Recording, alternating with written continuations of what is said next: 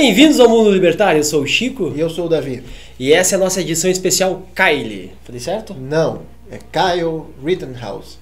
Perfeitamente. Mas antes, vamos falar as novidades pro pessoal. Bom, primeira novidade, que não é tão novidade assim, é que você tem 15% de desconto na loja Liberdade usando o cupom LIBERTV. O link está aqui na descrição. E eu estou esperando para ganhar mais uma camisa, que eu estou ficando sem camisas.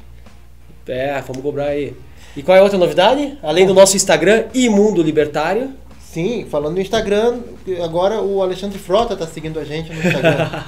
O grande deputado Alexandre Freitas aí deu uma moral pra gente, até publicou um pedaço do nosso trecho. Muito obrigado. Obrigado, Frota.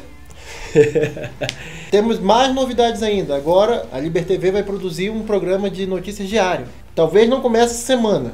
Mas em teoria, graças ao sucesso do Mundo Libertário, a gente vai ter um programa diário de notícias, onde você vai aparecer com a sua esposa toda quinta, isso? Vai na quarta para aparecer na quinta, exatamente. Se não acontecer, era só uma piada.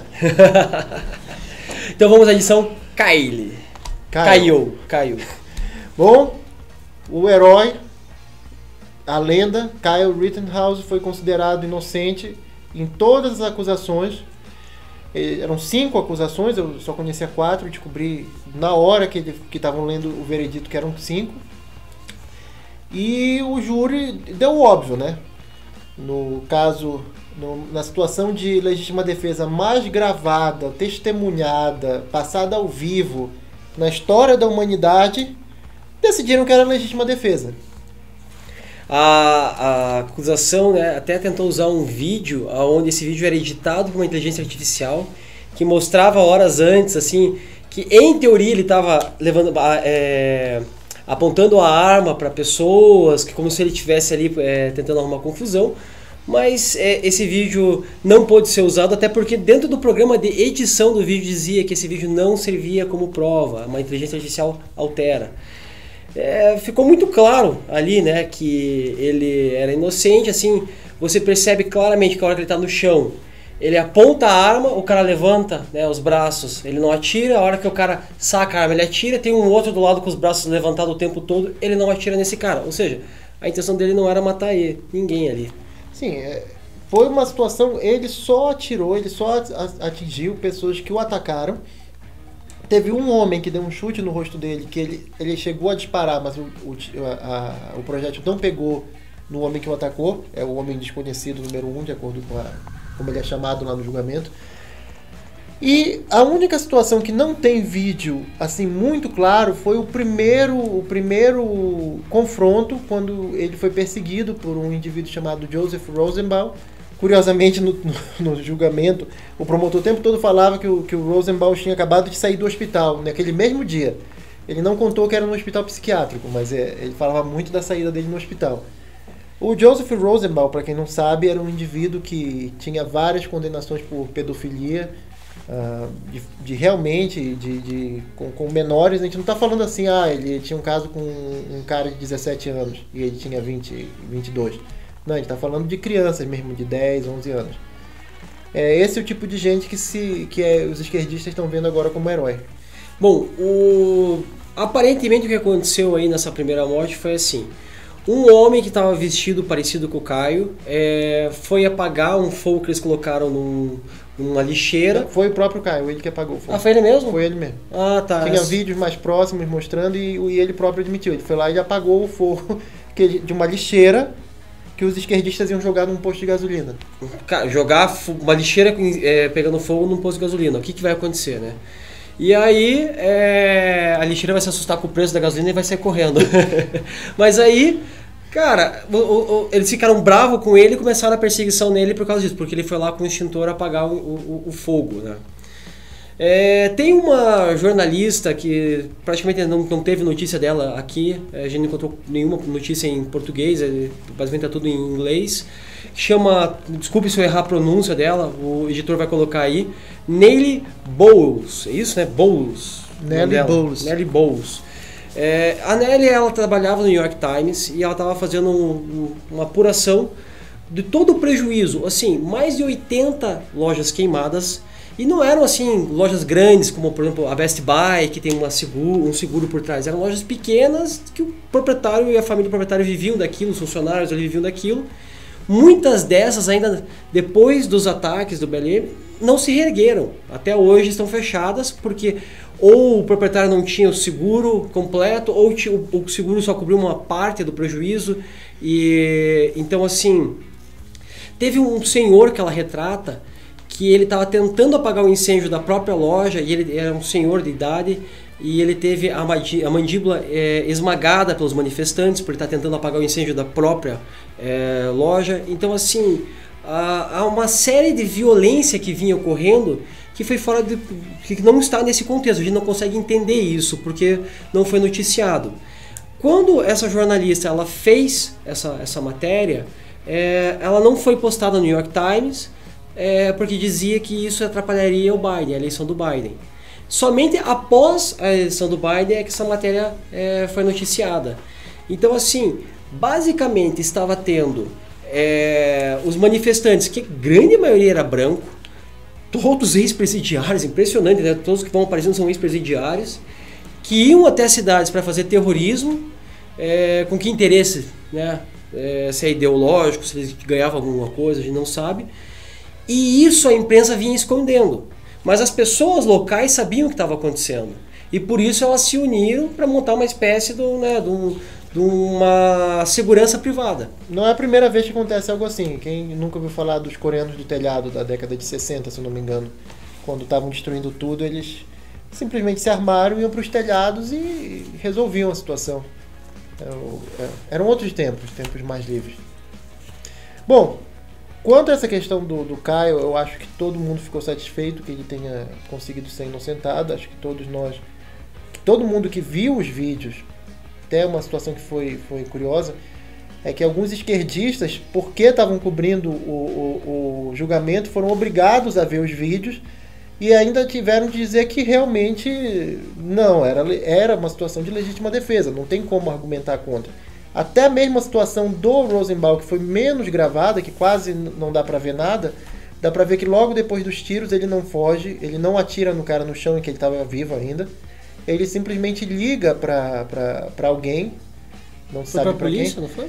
Ou pra polícia ou pra um amigo, não está muito claro, acho que foi pra um amigo dele, e fica lá esperando, enquanto o repórter presta socorro pro homem baleado, ele não faz nada, ele não atira no repórter, ele não atira de novo no homem que está no chão, e só sai correndo quando vem uma turba para cima dele.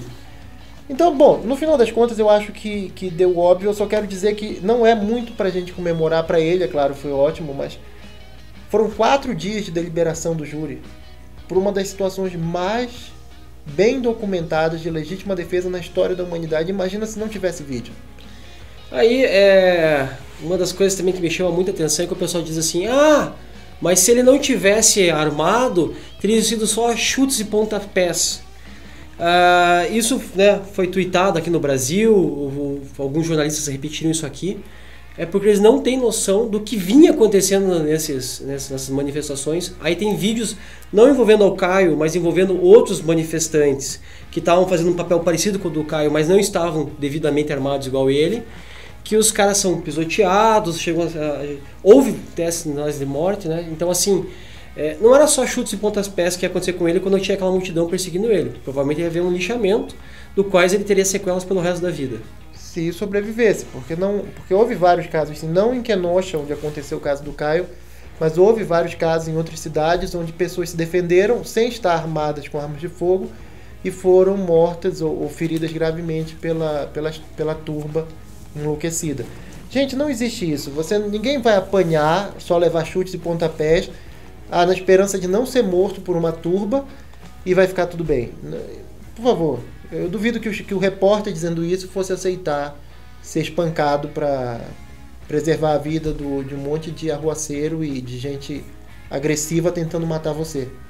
Não, e uma das coisas que eu acho mais bonita realmente é o fato de que a hora que ele está caído no chão, ele aponta a arma, quem quem está correndo, quem foge, quem se afasta, ou quem levanta as mãos, quem não apresenta agressividade para ele, ele não faz nada. Eu não sei se eu teria essa calma na hora, sinceramente.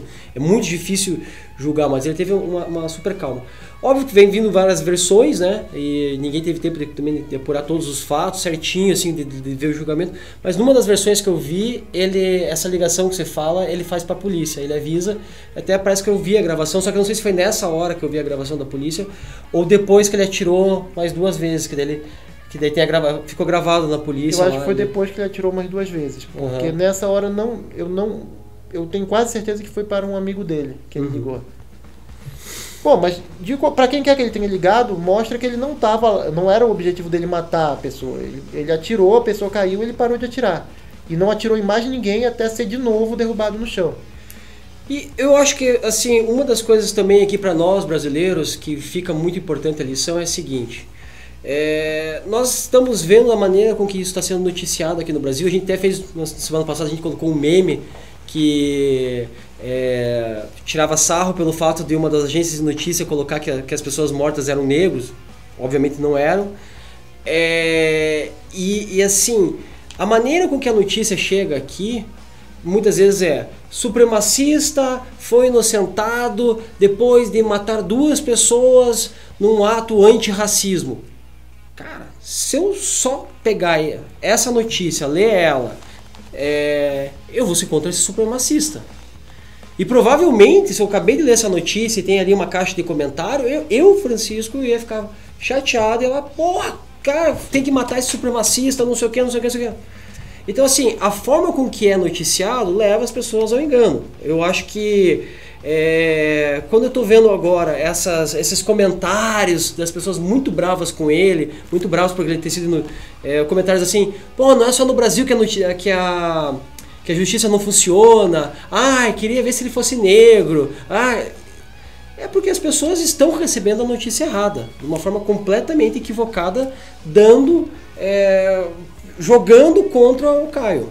Bom, que a mídia está fazendo isso, eu acho que não tem dúvida. Mas eu diria o seguinte, que qualquer pessoa que hoje em dia ainda veja alguma coisa, alguma notícia na mídia convencional e acredite, ela é ou muito, muito estúpida ou tem uma moral completamente degenerada e distorcida. É uma pessoa que não valoriza a verdade. Porque se a gente sabe, qualquer pessoa que presta o mínimo de atenção sabe que as mentiras são constantes, consistentes e sempre na mesma direção. Qualquer pessoa que ainda veja aquilo e reaja como se fosse verdade é uma pessoa moralmente problemática, para usar o termo esquerdista. Bom, vamos falar da professora aqui no Brasil que foi denunciada na Bahia. Falando em fazer propaganda, uma professora na Bahia foi denunciado, que significa que alguém foi numa delegacia e fez um BO. É algo extremamente trivial, qualquer um pode fazer a qualquer momento, não é nada de especial. Mas aparentemente quando ela recebeu a intimação para ir depor, ela passou mal e teve de ser hospitalizada. É o famoso mimimi, né, cara? Meu Deus do céu. O que eu achei interessante nessa notícia? O fato é o seguinte, nós temos vários jovens aí, ANCAPs, que estão nos assistindo, que sofrem, né? Sempre fazem, volta e meia eu estou em algum grupo, aí o pessoal faz um relato, porra, olha o que meu professor passou hoje, ou tira uma foto do livro, olha o livro aqui, olha as respostas dos exercícios e tal, né? Ou como a gente já brincou várias vezes aqui, chegue no Enem e seja o mais esquerdista possível, se você quiser tirar uma boa nota no Enem. Aliás, o Enem está chegando, é amanhã. Ou hoje, dependendo de quando você estiver vendo isso. E aí eu vou dar a minha opinião e vou passar a pergunta para você, que é a seguinte. Eu sempre fiquei pensando o que esses jovens podem fazer. Porque, de uma forma geral, a maioria deles tem medo de ir contra esse professor, tirar uma nota ruim, ou reprovar, ou ser perseguido, e etc e tal. Eu sempre fico pensando, cara, o que eles podem fazer? E hoje, com essa notícia, eu abri o meu olho e eu pensei, falei, caramba, isso é uma coisa legal. Depois que você deixou de ser aluno, que não vai acontecer mais nada contra você, ir em todas as secretarias de educação possíveis e denunciar ele. Por quê? Ah, mas ele vai ser julgado na Secretaria de Educação por outros que... Sim, mas vai gerando relatório, vai gerando uma ficha para ele lá dentro, as coisas vão se repetindo, vai complicando. No mínimo ele vai ter que ir até lá para se explicar, entendeu? Eu acho que vai complicando. Mas por que eu quero passar a pergunta para o Davi? Porque nós temos um especialista aqui, o cara escreveu um livro na área. Obrigado pela pergunta. Inclusive, a sua ideia é muito boa de denunciar e tudo mais, mas principalmente o que o aluno deve fazer é ler meu livro sobre o assunto.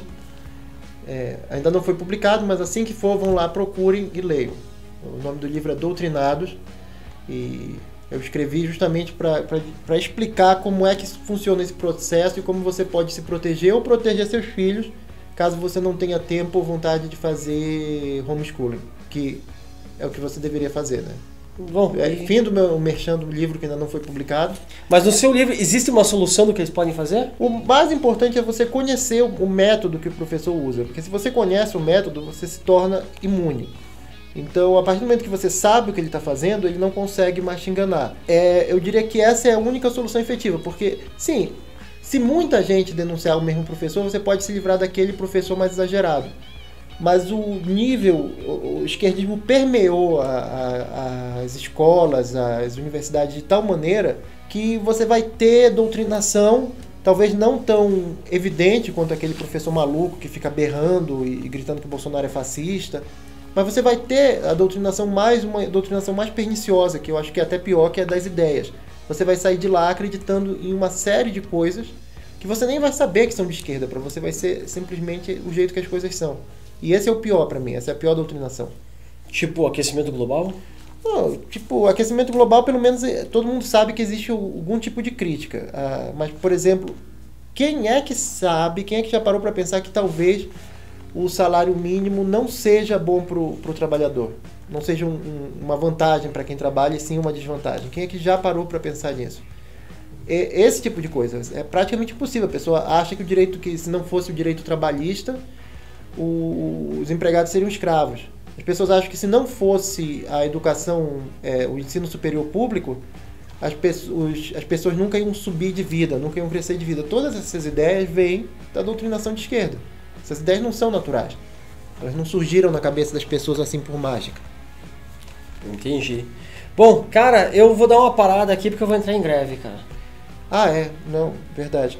Negócio que para quem não sabe, os repórteres da Folha, da Globo e de uns outros jornais igualmente importantes vão entrar em greve. Eu acho que é melhor a gente começar a estocar comida, né? Se preparar. Comprar arma, porque, cara, imagina, a imprensa vai parar. Eles já fizeram uma greve aí de 2-3 horas há um tempo atrás, que fez zero diferença, zero resultado. E agora eles estão ameaçando de fazer outra greve, de parar a imprensa. Então, como disse o Davi, vamos estocar comida, papel higiênico. O que é engraçado desse povo é que eles não têm nem pensamento estratégico. Eles não param para pensar que se eles entrarem em greve, o povo vai perceber que eles não fazem nada. É que nem quando o Correio entrou em greve. O Correio entrou em greve, saiu de greve e eu não percebi. Eu não fazia ideia. Porque eles não fazem nada. Gente, olha só. Ninguém quer o trabalho de vocês mais. É um milagre que alguém ainda esteja pagando para vocês. Parem de se iludir que vocês vão ganhar mais. Com sorte, vocês não vão ser demitidos ainda. E quando vocês forem, por favor, aprendam a programar. Bom, próxima notícia. O Ministério Público se manifestou dizendo que esquartejar as pessoas é uma forma de cultura e por isso não deve ser impingida pelo homem branco. Bom, o que aconteceu foi o seguinte. Numa aldeia, um menino de 16 anos... Primeiro ele foi deram tiros nele com uma espingarda, como qualquer ritual indígena manda, né? Qualquer ritual milenar indígena manda atirar. E depois foram lá e começaram a separar os órgãos dele, fígado e babá, como sendo uma forma de fazer um anti-feitiço ao feitiço que ele tinha feito antes. Sim, porque aparentemente esse menino de 16 anos era o que eles chamam de pajé bravo, que praticou magia negra. Bom, eu tenho uma indicação para ser feita. Veja um filme apocalíptico que o Apocalipto, que o diretor é o Mel Gibson, mas ele não atua, tá? Que é um dos poucos filmes que retrata como que funcionava a América pré-colombiana. É um filme bem bacana de ser assistido. E um detalhe é o seguinte: a gente sempre aprendeu que os índios viviam em paz, que eles viviam em harmonia com a natureza. Para começar, a maneira mais fácil de você caçar é você meter fogo na mata, para depois que os animais começarem a fugir, você ir naquele lugarzinho onde eles vão fugir, você está ali esperando eles, né? Então esse era o método de caça indígena. Então eles metiam muito fogo na floresta, ao contrário do que pensam. Curitiba, até o nome tem origem, que era uma dessas clareiras aí do indígena. Segundo, que para muitas aldeias brasileiras, para o cara ganhar o direito de se casar, de ser homem, ele tinha que apresentar uma cabeça de alguém de uma aldeia rival. Terceiro, que naquelas, acho que é no México que tem aquelas pirâmides indígenas, que elas têm um formato assim, né? Poucas pessoas sabem para que era. Era para as cabeças ir rolando. Então eles lá em cima faziam sacrifícios humanos, jogavam, as cabeças iam quicando. O fato de partes do corpo quicarem, eles davam o nome de moche, que depois o punk rock acabou usando esse nome aí para dizer quando o cara pula do palco, né? Então, veja, sempre houve muito sacrifício humano. Agora, se você quer algum problema na sua vida, vá num desses museus indígenas que tem, por exemplo, no Chile, no Peru. Você chega lá e fala, olha, eu queria só achar aí onde que fala sobre sacrifício humano, queria achar um livro aí que conta sobre os rituais de sacrifício humano na América pré-colombiana. Cara, você vai ter um inimigo pelo resto da vida, porque eles querem esconder isso a todo custo. E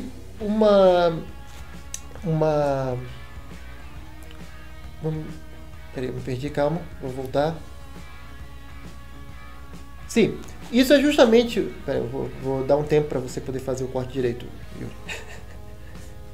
E isso é uma das coisas que as pessoas são doutrinadas, é um dos temas de doutrinação mais forte. As pessoas saem das escolas achando mesmo que o índio vivia em paz e harmonia com a natureza, quando todas as etnias indígenas que ficavam minimamente perto de uma outra, isso aqui no Brasil, lá nos Estados Unidos, na América Central, sempre ficavam lutando por terra, lutando por recursos, lutando por dominação de algum tipo. E quanto a viver em harmonia com a natureza, sim, se você for avaliar até hoje, o dano, a produção dos famosos gases do efeito estufa que estariam fazendo a mudança climática, produzidas por um índio versus por uma pessoa que não é índio, uma pessoa que vive na civilização normal, é muito maior, a gente está falando aqui por cabeça, por indivíduo, entre os indígenas. Só que eles são muito poucos, por isso que você somar toda essa produção esse dano ambiental gerado por eles é bem menor do que o gerado por 8 bilhões de pessoas que não são índios. Mas se você analisar por cabeça, é bem maior, se não me engano, 5 vezes maior o que os indígenas produzem de dano ambiental. Outra coisa que me chamou a atenção nessa notícia é assim, o pessoal sempre fala, poxa, mas e se a gente vivesse num campistão? E se os pedófilos montassem uma cidade onde a pedofilia fosse permitida? Como que ia combater isso? Essas é aquelas críticas daquelas viagens, né, que a gente fica sonhando lá com o capistão. E é o que já está acontecendo, né? Porque você já tem, então, lugares aqui dentro da nossa nação onde é permitido pegar um jovem de 6 anos, esquartejar ele e fazer ritual dentro, e tá tudo ok. E eu, particularmente, acho que esse seria um bom caminho. O bom caminho seria assim, olha, índios, vocês já têm a reserva de vocês aqui, já foi delimitada, boa sorte. Se os caras quiserem fazer um cassino lá dentro para sobreviver, eles fazem. Se eles quiserem derrubar as árvores e vender a madeira, eles vendem. Se eles quiserem vender minérios, eles vendem. Eles fazem o que eles quiserem. Mas também não ficam pedindo SUS, não ficam pedindo coisa para nós, remédio, blá, blá. Assim, tá aqui, vocês se sigam, façam o que quiserem, manter a tradição dos tataravós e vocês se mantêm. Se quiserem seguir a tradição do homem branco aí, meter cassino e desenvolver esse lugar aí, faz, é território de vocês fazem o que quiserem. Aí eu já não sei, aí eu já não poderia concordar com essa postura. Eu diria que se eles lá dentro, e isso valeria independente de ser índio, qualquer pessoa, tá realizando uma ação contra alguém que não quer participar. Por exemplo, se um adulto quiser ser sacrificado, não tem problema nenhum. Se quiser. Mas se eles estão indo pegar uma criança ou um adulto que não é voluntário, aí já é justificativa para as pessoas de fora usarem violência contra eles, porque eles estão usando violência contra alguém. Seria a explicação lá do Capistão também, se uma cidade privada permitisse pedofilia. Sim, seria o caso de uma outra cidade se achar que tem a condição bélica de intervir, teria totalmente justificado. Só que no mundo real a gente sabe que isso é bem complicado. A gente sabe que há lugares no mundo hoje, sem o Capistão, sem nada, que a pedofilia é permitida. Mas invadir esses lugares não é possível e não há interesse político de invadir um lugar sem petróleo por conta de pedofilia, né? E, por exemplo, quem é que vai querer invadir Hollywood por conta de pedofilia? É inacessível, não vai dar certo. Falando em pagelança, seria preciso um pajé para prever o que aconteceu na Argentina. Uma coisa que surpreendeu todo mundo. Eles congelaram preços e, de repente, os produtos acabaram desaparecendo das prateleiras. Ah, cara, eu lembro quando a gente comentou essa notícia, mais ou menos 2 meses atrás, falando que eles iam congelar. Nossa, cara, como será que a gente acertou aquilo, né? Acho que a gente tem que tomar cuidado para não vir ninguém achar que a gente tá fazendo magia negra para prever o futuro. Essa escola austríaca aí, olha... Não... Isso não precisa nem da escola austríaca, isso aí a escola neoclássica já diz isso. Qualquer pessoa com mínimo... Nem Marx ia acreditar em congelamento de preço. Até o Marx ia dizer, olha, isso aí é loucura que vocês estão fazendo. E por incrível que pareça, daqui a um tempo vai ter um cara chamado Guilherme Boulos defendendo congelamento de preço no Brasil em alguma coisa. Eles não aprendem, eles ainda acham que a intervenção estatal vai resolver alguma coisa. Não, eles aprendem muito bem. Eu não acho nem por um minuto que eles acreditam no que eles estão falando. Eles sabem que vai dar problema e depois eles vão usar esse problema, dizer que a culpa é do capitalismo e pedir mais poder para resolver o problema que eles mesmos criaram. E já que estamos na Argentina, Javier Milei ganhou a eleição. Eu só não faço ideia do que ganhou, porque ele ganhou como deputado pela cidade de Buenos Aires. Eu tentei pesquisar, eu não entendi nada. Uns falam que ele vai votar porque a cidade é independente, ele vai poder votar como se fosse um deputado federal. Eu não disse se ele é um vereador ou um deputado federal, então me desculpem por não trazer a notícia certa. Vamos lá, o sistema eleitoral na Argentina é uma confusão, né? Eu não sei quantos meses atrás ele tinha sido eleito, mas ele tinha sido só pré-eleito e agora ele foi eleito por uma coisa que a gente não sabe o que é nem o que faz. Ele é deputado pela cidade de Buenos Aires, mas aí a cidade de Buenos Aires ela é independente, então sei lá. O que importa? Existem libertários, pessoas que prezam a liberdade circulando aí pelo mundo, e essas pessoas estão se manifestando. E o mais engraçado é que a primeira vez que eu falei do Milei aqui, eu lembro que eu falei assim, a imprensa não está entendendo o que ele é. E eles continuam não entendendo o que ele é. Porque a notícia que saiu é que o candidato que imitava o Bolsonaro foi eleito. E logo embaixo na notícia já aparece que ele era a favor da legalização de drogas. Então ele não imita o Bolsonaro. Na mente de um esquerdista existe a esquerda e todo o resto. Se você não é um esquerdista radical, você é inimigo e, portanto, são todos iguais. Para eles não faz diferença nenhuma entre Bolsonaro, Javier Milei, a Margaret Thatcher ou o Ronald Reagan. São todos a mesma coisa, são inimigos da causa deles, que é a causa de chegar no poder. Esse é o mesmo pessoal que acha que o Moro é um candidato de direita. Quando mais esquerdista do que ele, eu não consigo ver. Ah, caiu o Amoedo, o Ciro.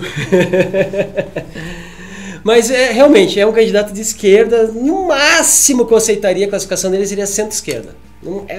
Assim, sendo bonzinho no dia. Acordei de bom humor, coloco ele na centro-esquerda. Sabe que eu não ligo muito tem um motivo pelo qual eu não ligo muito para esses rótulos. Porque a gente pode fazer esses rótulos funcionarem como a gente quiser. Por exemplo, editor, põe aí o vídeo do Punk Moura falando aí no debate que ele fez contra contra quem? Contra o Nicolas, vereador por Minas... Não, vereador por Belo Horizonte, né? Não tem como ser vereador por Minas, pelo amor de Deus. Pô, eu não faço ideia de quem são essas pessoas, não. Põe aí o vídeo. Respeito, mas o que eu acho? Só para não falar que o Bolsonaro tá certo, não entendi. Não, você não pode se posicionar. Como conservador, eu acredito que o direito coletivo deve ter a primazia sobre o direito individual. Ah, é?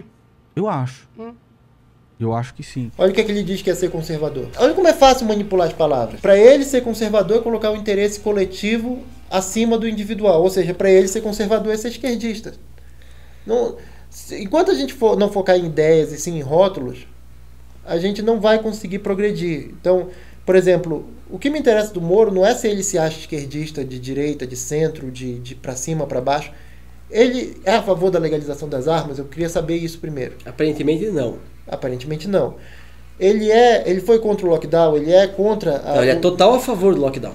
Então, isso pra mim já resolve tudo. Se daqui a pouco ele quiser dizer que ser libertário é ser a favor de lockdown, não quero discutir com ele se ele é libertário ou não. Eu quero discutir com ele que ele é contra a liberdade. A questão é que eu acho que o que o Nando Moura ele fala é uma frase que ela tem um efeito muito positivo nas pessoas quando as pessoas não compreendem esse tema com um pouco mais de profundidade. Que é assim, não, o interesse coletivo tem que vir antes.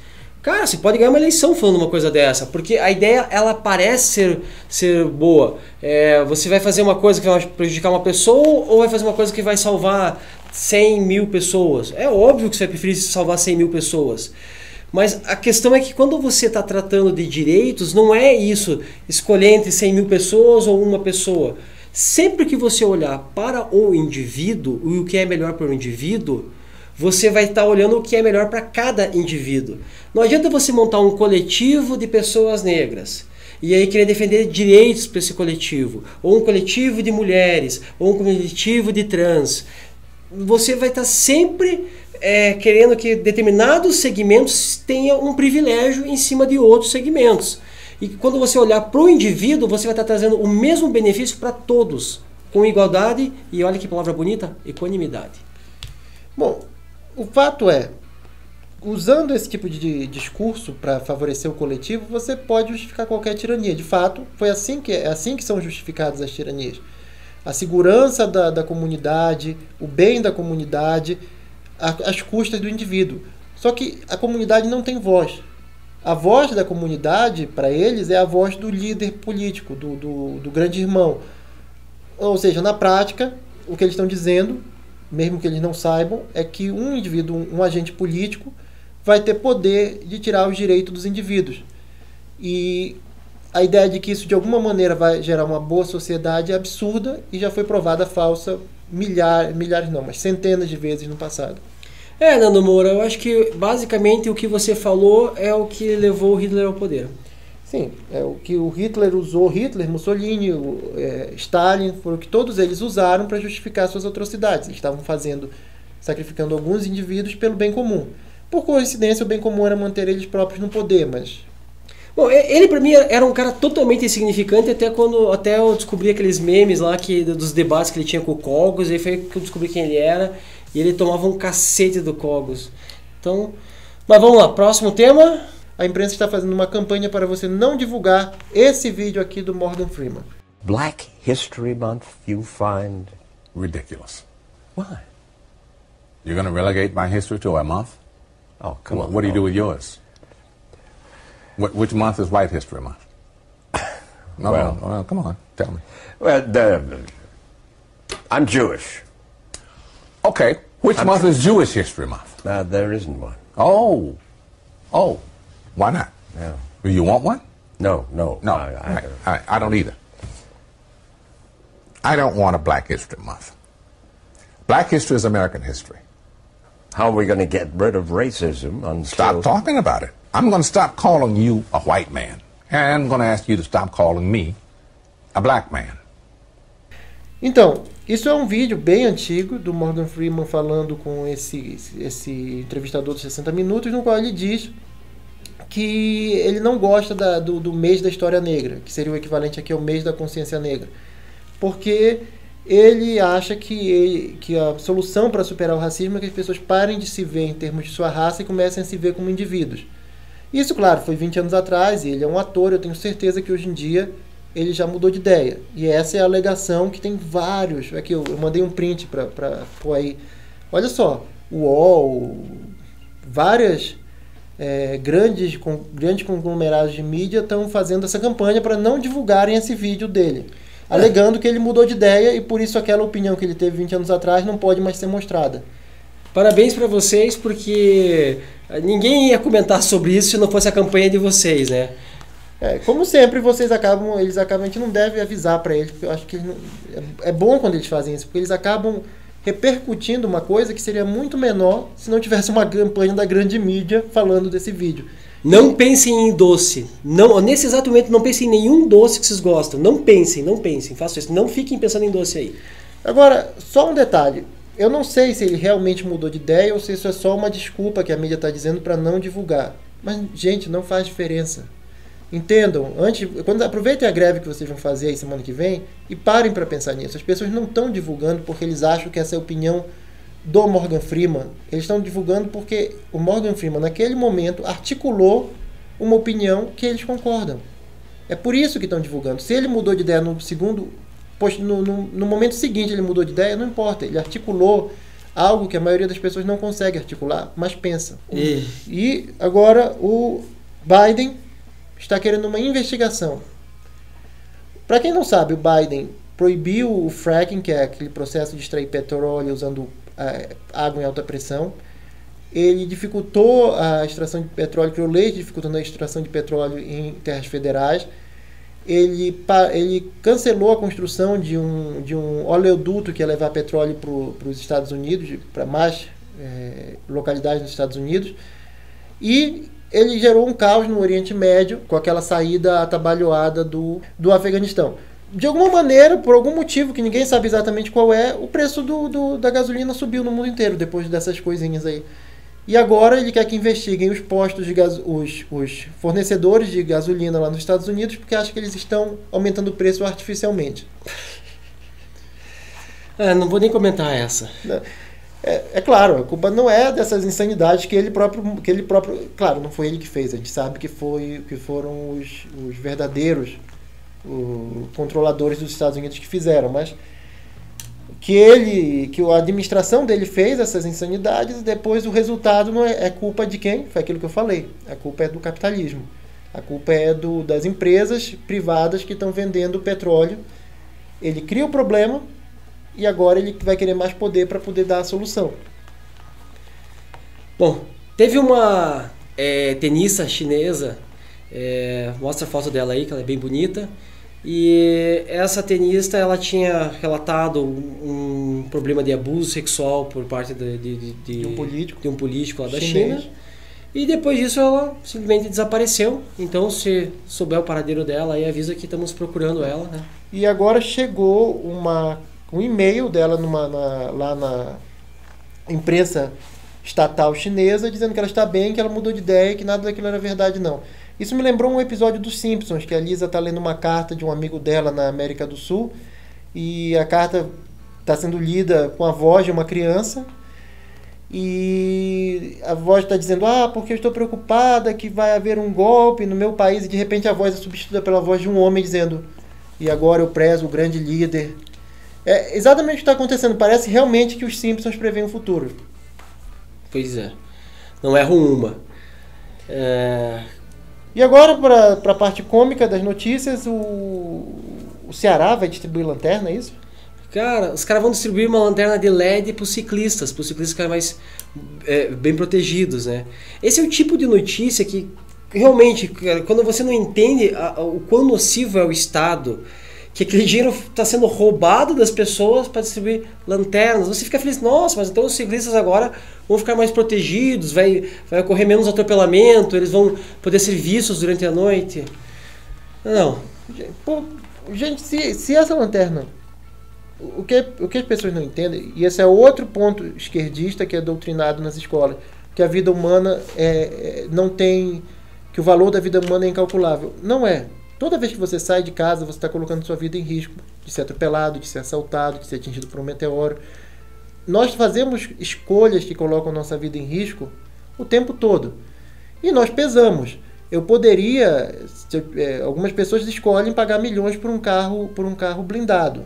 Algumas outras pessoas podem ser tão ricas que não queiram nunca sair de casa para não correr nenhum risco. Mas cada um tem de escolher o quanto quer se arriscar. Quem sabe quanto essa luz de LED vale? Para o ciclista, o próprio ciclista.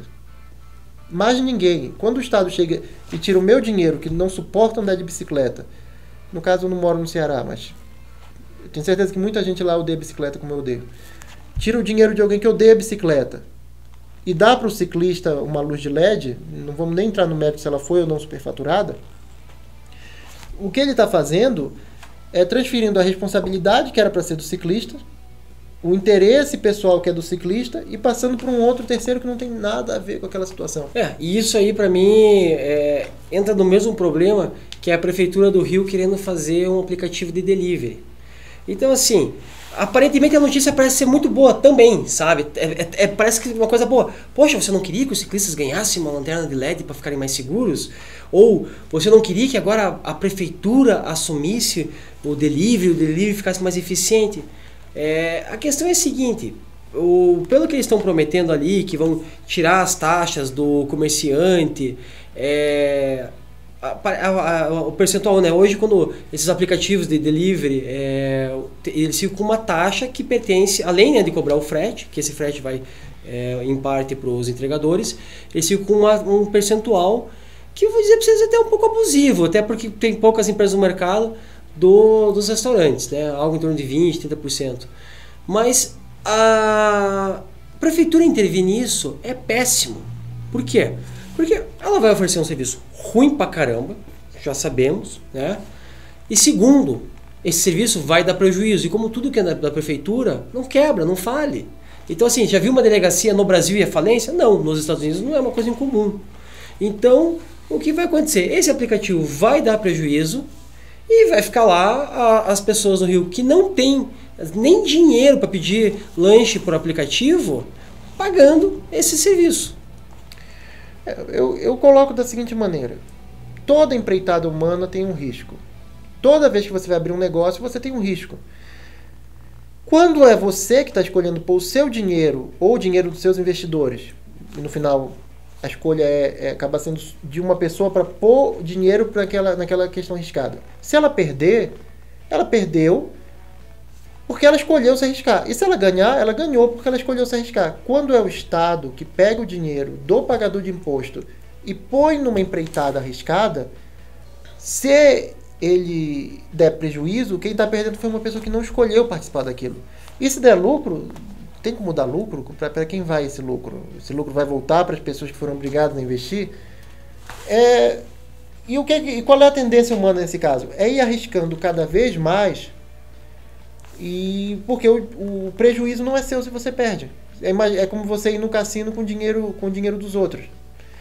Uma discussão que eu tive com um esquerdista uma vez, ele perguntou como é que eu podia ser contra que o Estado investisse em pesquisas lá de negócio de doença, como dengue, por exemplo. Eu sou contra isso. Por quê? Porque é só pensar no incentivo que o político tem. Se o político está lá vendo aquela pesquisa, vamos dizer que o político entenda a pesquisa, o que já é uma raridade, mas ele entende. Ele está vendo que aquela pesquisa não vai chegar a lugar nenhum. Mesmo assim, ele vai continuar jogando dinheiro lá. Por quê? Porque o dinheiro não é dele e ele não quer ser conhecido como o político que cancelou a pesquisa da cura da dengue. Se a pesquisa não chegar em lugar nenhum, ele não perdeu nada. Se ela chegar, ele vai ser o herói. Em outras palavras, os incentivos importam. E o incentivo com o dinheiro público nunca vai ser igual ao incentivo da pessoa com o seu próprio dinheiro. Bom, já tem várias pesquisas que mostram isso, né? Porque quando a gente tem que comprar algum presente para nós, você fala algumas pesquisas assim, o cara é mais cuidadoso. Quando ele vai comprar presente para outra pessoa, ele já é menos cuidadoso. E várias pesquisas que mostram que as pessoas são menos cuidadosas com o dinheiro dos outros. E eu acho que todo mundo já passou por isso. Por exemplo, numa empresa, você está lá, você está trabalhando numa empresa. Quando é o teu recurso da tua casa, você tem um determinado cuidado. Com o recurso que é da empresa, do lugar que você trabalha, você sabe que você tem um pouco menos de cuidado. A gente sabe disso. Todo homem já experimentou isso também quando emprestou o cartão para mulher ir comprar coisas no shopping. Eu não, porque eu nunca fiz uma besteira dessa. Muito sábio. Cara, agora tem uma pergunta. Você acha que o nosso nobre, grande líder supremo, eu não sei que é de Vossa Excelência, não, Vossa Majestade, acho que Vossa Majestade Toffoli fez lá na Europa, foi uma confissão? Acho que não. Eu vou ser sincero. Eu acho que, primeiro, quando você está numa situação de força, você não sai por aí se blasonando de que você é o melhor, que você está controlando o país. Ninguém faz isso. Isso vem de uma posição de insegurança. E o STF tem todas as razões do mundo para estar inseguro. Eu sei que não parece, eu sei que parece que eles estão no controle do país, mas isso não é verdade. O que é que nós aprendemos? Eu acho que a única coisa que nós realmente aprendemos com o comunista na história foi com o Mao Zedong, quando ele disse que a política é feita no barril de uma arma. E essa é a realidade. O STF não tem exércitos. Todo o poder que o STF parece ter é emprestado. De quem? Dos executivos estaduais e de parte do Legislativo Federal. É isso que dá suporte ao STF. Ele está servindo aos interesses de algumas pessoas que são eleitas, mas que não querem aparecer para não perder o seu apoio popular. E fazendo isso, no momento que o STF, por exemplo, tentasse ficar contra as alas de esquerda do Congresso, ele iria imediatamente, eles iam ser empichados, iam ser presos, iam ser o que fosse preciso. Porque eles não têm poder. Eles não têm nenhum poder próprio, só poder emprestado. Bom, é a segunda vez que algum ministro do STF faz essa referência de ser um poder moderador. Minha opinião é um pouquinho diferente da do Davi, porque eu acho assim, por um bom tempo, havia um semipresidencialismo, quem comandava o Brasil era em outros países também isso acontece, é o poder judiciário, né, dos 3 poderes é o poder que se sobrepõe aos demais, mas isso era uma coisa que poucas pessoas percebiam ou enxergavam, né, porque também não era noticiado. Aí chega um ponto que todo mundo já percebe isso, aí vai vendo um ponto onde as pessoas percebem, sabem e falam abertamente sobre isso, até o ponto que isso passa a ser tão natural que passa a ser até a regra, sabe? Eu não sei se não é isso, mas a gente converge nessas ideias. Bom, eu vou jogar argumento de autoridade aí. Se a gente pegar o Thomas Sowell, ele tem um artigo muito interessante sobre isso, só que eu esqueci o nome, então deixa pra lá. E, claro, tem os papéis federalistas, no qual discutem justamente a possibilidade de diferentes poderes numa união, numa república, tomarem o poder dos outros. O executivo usurpar o legislativo o executivo. E o que é que eles concluem? Que no caso do judiciário é impossível, porque o judiciário não tem força militar nenhuma.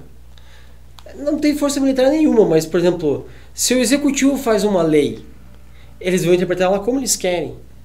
E isso afeta as pessoas diretamente muito mais do que geralmente uma lei normal da Câmara. Porque, por exemplo, a partir do momento que eles começam a criar jurisprudências e começam a criar entendimentos legais daquilo, aquilo vai afetando a vida do cidadão sobre aquilo fora. Então, assim, as empresas têm que mudar suas políticas internas, as pessoas ficam totalmente sujeitas àquilo. Então, assim, eu acho que é uma coisa que nos afeta muito diretamente.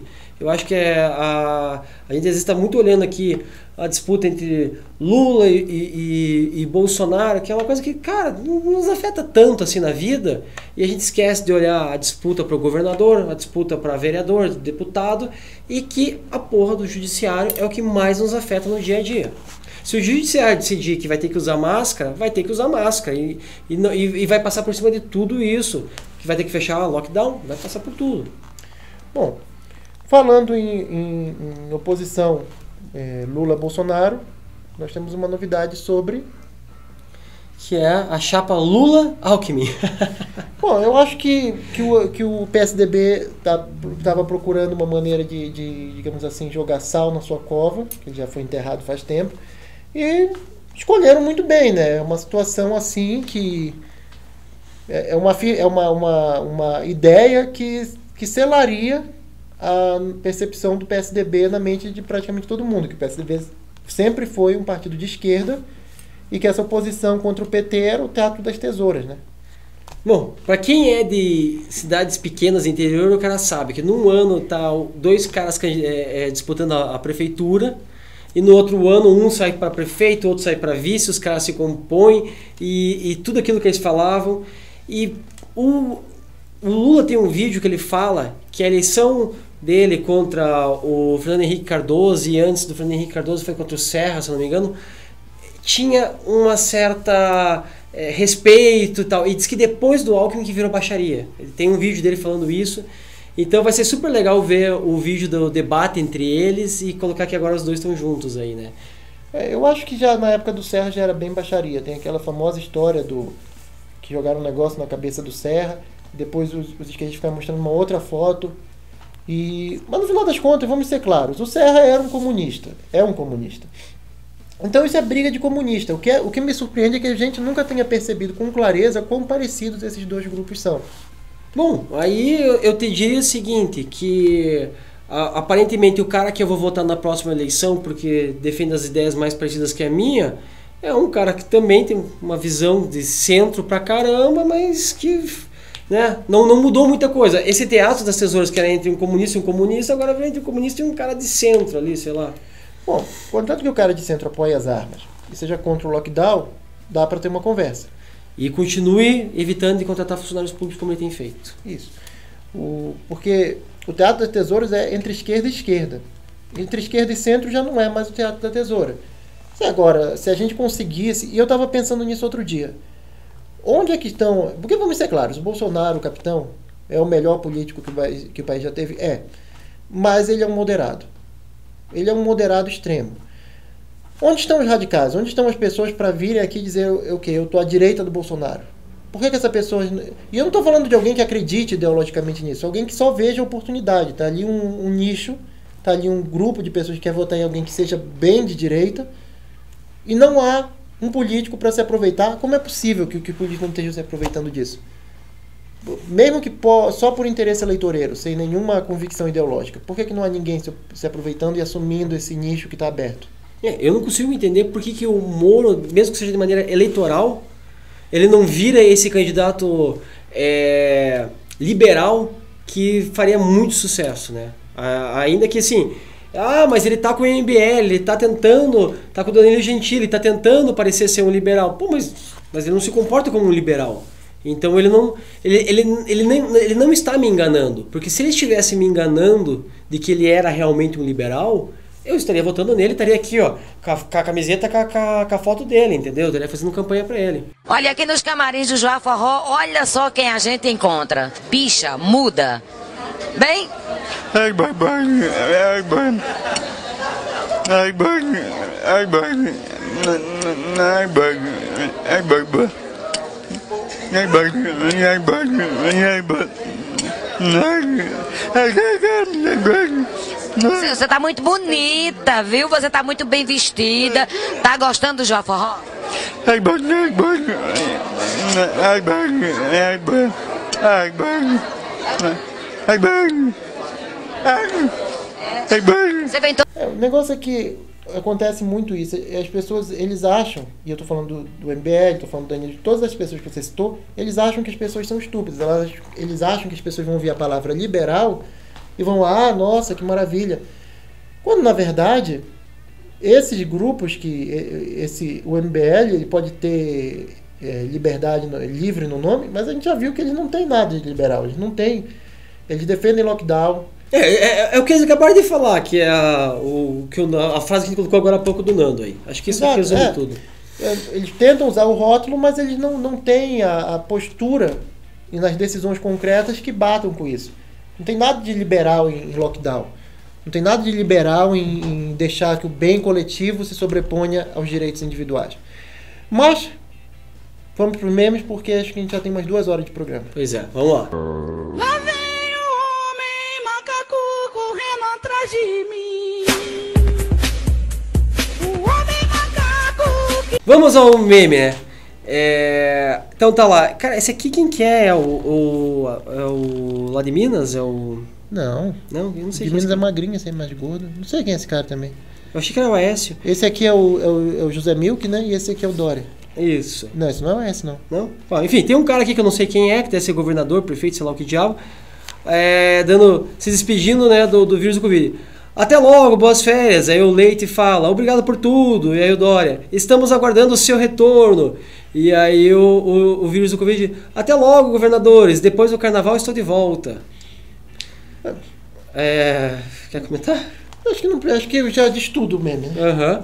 O canal Hipócritas, né, faz o mapa do Brasil e chama de Togaquistão.